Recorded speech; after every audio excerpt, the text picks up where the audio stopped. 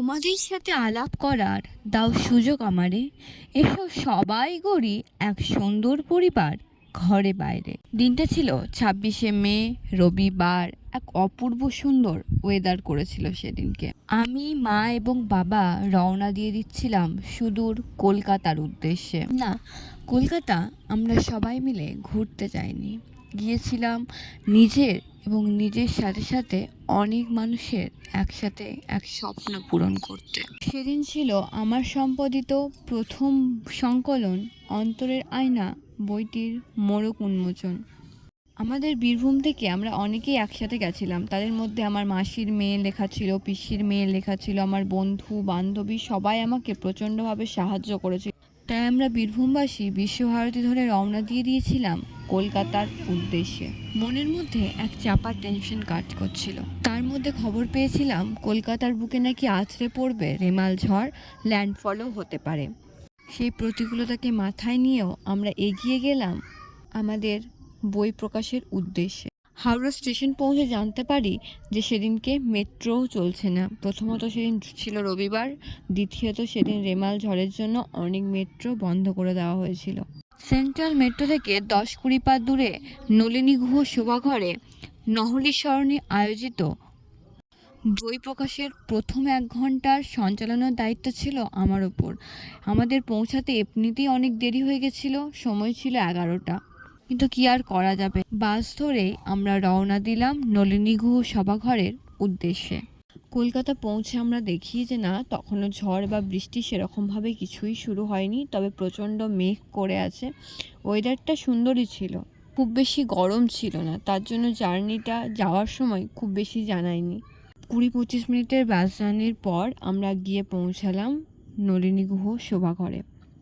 বাসটা আমাদেরকে সেন্ট্রাল মেট্রোর কাছে নামিয়ে দিয়েছিল। তারপর আমাদের প্রকাশনী দাদাভাই দেবমাল্যদা আমাদেরকে নিতে এসেছিল। শত ব্যস্ততার মধ্যেও যে ওইটুকু টাইম আমাদের জন্য দিয়েছিল তাতে আমরা খুব খুশি। শুধু আমাদের নয়, যারা যারা সেন্ট্রাল মেট্রো থেকে জায়গাটা চিনতে পারছিল না তাদের সবাইকে দেবমাল্যদা আনতে গেছিলো।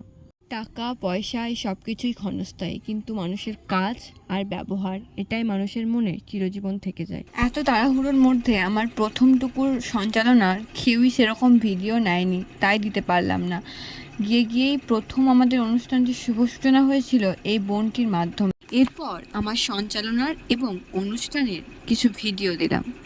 অতিথি রয়েছেন আকাশ পায়েল মহাশয়, শুভম রায়চৌধুরী মহাশয়, পার্থ প্রদীপ দাস মহাশয় এবং নিমু গাঙ্গুলি মহাশয়। বরণ করে নেব দেবমাল্য দাস দাদাভাই হাতে।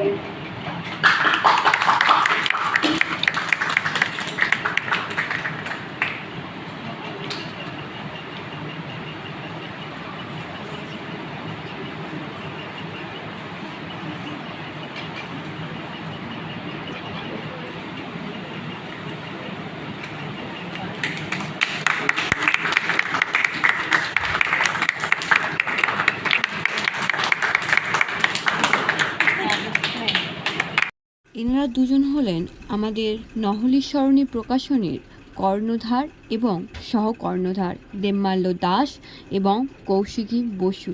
তারা একে অপরকে বরণ করে নিচ্ছিলেন। এর আগে আমি কোনোদিনই সঞ্চালনা করিনি, কিন্তু আমি জানি না এই সুযোগ এত বড় মঞ্চে আমাকে কেন দেওয়া হয়েছে।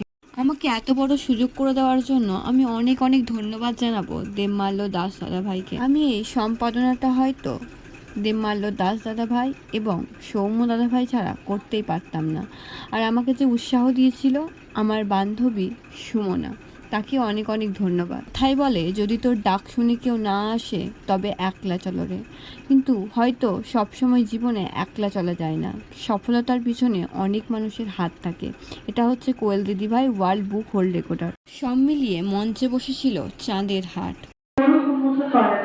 এবং সেই সঙ্গে বিভিন্ন সংকলনের বিশিষ্ট লেখক ও লেখিকাদের সাহিত্য কর্তন চঞ্চল প্রামাণিক, বিশ্বনাথ অধিকারী, শান্তনু বর্ধন, অরিজিৎ দত্ত, রাজিয়া সুলতানা, অন্বেষা দে, আন্টি ঘোষ, রিমা মন্ডল, কৃষ্ণ মন্ডল, দেবারতী ঘোষ, শিল্পা গড়াই, সৌমেন্দ্র দত্ত প্রমুখে। যে সময় আমার সম্পাদিত সংকলন অন্তরের আয়না বইটির মোড়ক উন্মোচন হচ্ছিল, সেই টাইমে কেউই ভিডিওটা নেয়নি, তাই ভিডিওটা নেই, ছবিটিই দিলাম। এই কজন গিয়েছিলেন সেদিন অনুষ্ঠানে আমার সংকলন থেকে। আমার সংকলনে সব মিলিয়ে লেখা ছিল 30টা মতো। আমার সংকলনের কেউ ভিডিওটি দেখছেন কিনা জানি না, তবে আমি তাদের সবাইকে অসংখ্য ধন্যবাদ জানাবো। আমার এটা প্রথম সম্পাদিত সংকলন এবং তারা আমাকে এতটাই সাহায্য করেছিল, সেই সাহায্যের কথা আমি কিভাবে মুখে প্রকাশ করব তা আমি জানি না, তবে অন্তর থেকে বলছি তোমাদের সবাইকে আমার অসংখ্য ধন্যবাদ। প্রত্যেকজন লেখক, লেখিকা, সাহিত্যিক সবাই ছিল অপূর্ব। এই 3-4 মাস ধরে আমরা সবাই একটি হোয়াটসঅ্যাপ গ্রুপে আছি, কিন্তু বিশ্বাস করুন সবাই এতটাই কোঅপারেটিভ। সংকলনটি সম্পাদিত করতে আমার কোনো সমস্যাই হয়নি। আপনাদের সবার সহযোগিতা আমাকে আরও উৎসুক করে তুলেছে। ভবিষ্যতে আপনাদের সহযোগিতা আমার একান্তই কাম্য, তবে সেটা সংকলন সম্পাদিত করতে কিনা জানি না। আপনাদের মনে আমি সম্পাদিকা হিসেবে কতটা জায়গা করে নিতে পেরেছি জানি না, তবে ভবিষ্যতে কারোর বন্ধু, কারোর বোন, কারোর মেয়ে হয়ে আপনাদের অন্তরে জায়গা করে নিতে চাই। মেয়ের মতো কাঁদে, সমাজ তখন পরে থাকে। কষ্ট হলে পারবে না পুরুষ কাঁদতে, এটা কোথায় লেখা আছে? সমাজ যেমন কানুন বানিয়েছে, সবাই তাদের আছে। সংসারে এখানে যারা লিখেছেন তাদের মধ্যে বলতে গেলে হয়তো আমার মনে হয় যে আমি সব থেকে ছোট। আমার বয়স মাত্র 14 বছর। আমার 1 বছর বয়স থেকে লিখতে ভালোবাসি। লিখতে ভালোবাসি বলতে গেলে এই লেখার যে অভিজ্ঞতা, এটা আমি পুরোপুরি পেয়েছি আমার দিদির কাছ থেকে। সে লেখালেখি করতো, আবৃত্তি করতো, সবাই ভালো বলতো, তো সেখান থেকেই ভালো লাগে খুবই। কিন্তু কি লিখবো খুঁজে পাচ্ছি না কিছু। খাতা নিয়ে গেলাম খেলার মাঠের ধারে, দেখলাম সেখানে লেখার মতো অবশিষ্ট আর কিছুই নেই। খাতা নিয়ে গেলাম পুকুর পাড়ে ঠান্ডা খাওয়ার ধারে, দেখলাম মাছেদের ফুটফুটি আর খেলাটা। তাদেরকে নিয়ে লিখে ফেললাম কিছু একটা। খাতা নিয়ে গেলাম মায়ের কাছে, দেখো না মা কবিতাটা কেমন হয়েছে। মা বললো ছাই, অঙ্কের খেলা থেকে বসে কাজে দেবে কিছু। আমি ছুটে গিয়ে তবে বিয়ে রাখি, কে জানতো ওর বাপের ঘরে এমন বুদ্ধি আছে। মেয়ে যখন 12 বছর করছে পুতুল খেলা, বাড়ির মধ্যে ভাবছে তখন জামাই আনার কথা। বিয়ে হলো, জামাই এলো, চিন্তা কিছুই নাই। কাঁদতে কাঁদতে মেয়ে তখন শ্বশুর বাড়ি আসছি বীরভূমের শিউরি থেকে। তো প্রথমেই আমি ধন্যবাদ জানাবো আমাদের নহলের সরণী প্রকাশনীকে, এবং তারপরে আমি আমার ছোট্ট বোন সায়নী মণ্ডল, যার হাত ধরে আমার একটা ছোট্ট কবিতা, স্বরচিত কবিতা প্রকাশ পেয়েছে। আমি যেটা প্রকাশ পেয়েছে সেই কবিতাটা পাঠ করে শোনাচ্ছি।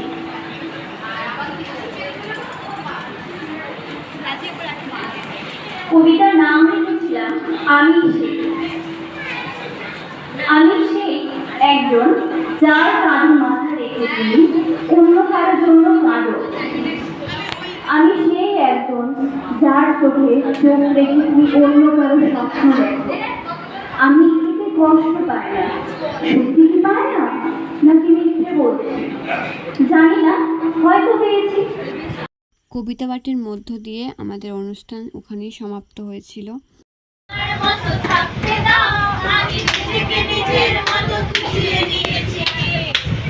আমাকে আমার মতো থাকতে দাও, আমি নিজেকে নিজের মতো গুছিয়ে নিয়েছি। যেটা ছিল না সেটা না হয় থাক, সব পেলে নষ্ট জীবন। তোমার এই দুনিয়ায় থাকছালন কিছু সত্যে পুরো গাছের মতো। যদি উড়ে যেতে চাও তবে ভাসিয়ে দাও, দূরবীনে চোখ রাখবো না না না না না না না না না। ছুটি ছাড়ে আসতে সাহস মাসুল সারখার, তবু গল্প লিখছি বাঁচবার। আমি রাখতে চাই না আর তার কোনো রাত দুপুরে এলাম তার, তাই চেষ্টা করছি বারবার।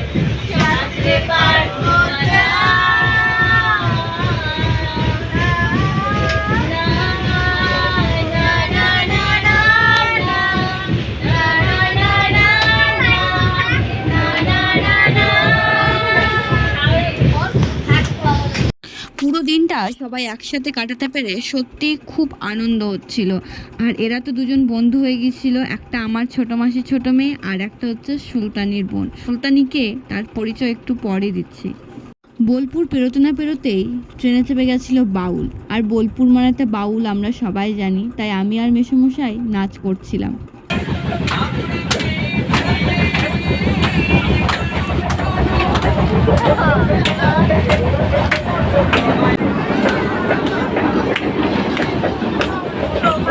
আমাদের মতো আর কারা এরকম ফ্যামিলি বা ফ্রেন্ডদের সবাই মিলে একসাথে গেলে এরকম ট্রেনের মধ্যে মজা করতে ভালোবাসে।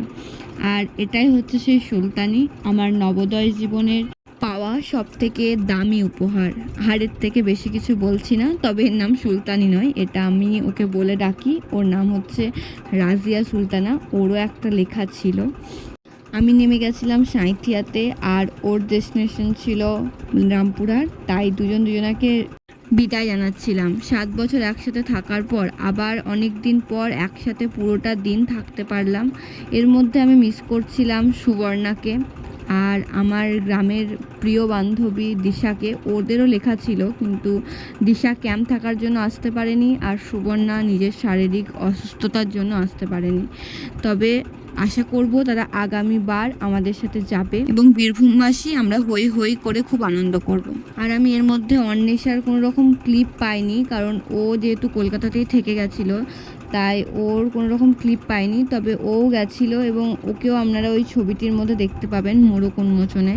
আর বাকি বীরভূমবাসী যাদের লেখা ছিল, মা দিদি, আখি দিদি, সৌমি, বিষ্ণু, এদেরকে তো আপনারা দেখলেনই ট্রেনের মধ্যে।